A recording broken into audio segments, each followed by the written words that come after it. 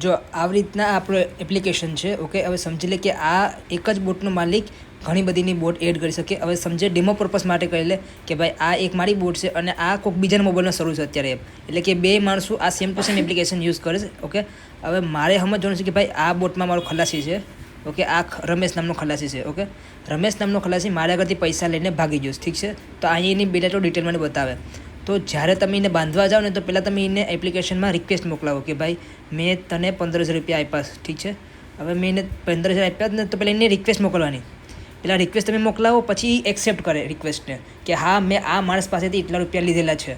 Okay, હવે લીધા હોય પછી હા પાડે ને પછી અહીંયા અપ્રુવલ આવે તો તમારા હાથમાં એક વસ્તુ રહી કે ભાઈ મેં તારે પૈસા આપ્યા એ તે ખુદ રાઇટ કરેલું છે. ઠીક છે, હવે સમજી લે કે આ ખલાસી મારી બોટમાં આવ્યો જ નહીં, ભાગી ગયો. તો હું અહીંયા રેડ ફ્લેગ કરા. હવે હું ક્યાં કે પૈસા લઈને ભાગી ગયો. અહીંયા લખા પૈસા લઈને ભાગી ગયો. ઓકે, મેં રેડ ફ્લેગ કરી નાખ્યો.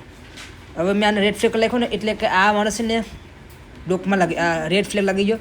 હવે સમજી લે કે ગમે ત્યારે આ બંદરમાં નહીં પણ બીજા બંદર ઉપર ગઈ અને બીજી બોટનો માલિક પણ આ સોફ્ટવેરને યુઝ કરે છે. ઠીક છે, હવે રામસાગર બોટ છે. રામસાગર બોટમાંથી પહેલાં તો આને હું ડિલીટ કરી નાખું.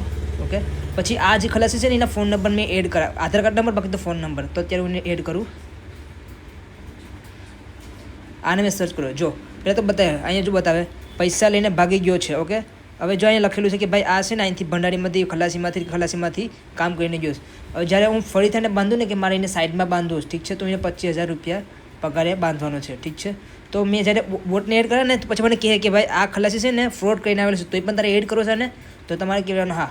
હવે હું જ્યારે આને હા કરા ને એટલે સીધો જે પહેલી બોટવાળો છે ને એને નોટિફિકેશન આવશે અહીંયા ઉપર જો કે ભાઈ આ જે તારો માણસ છે ને એ તમારે આ બોટમાં લાગેલો છે. જો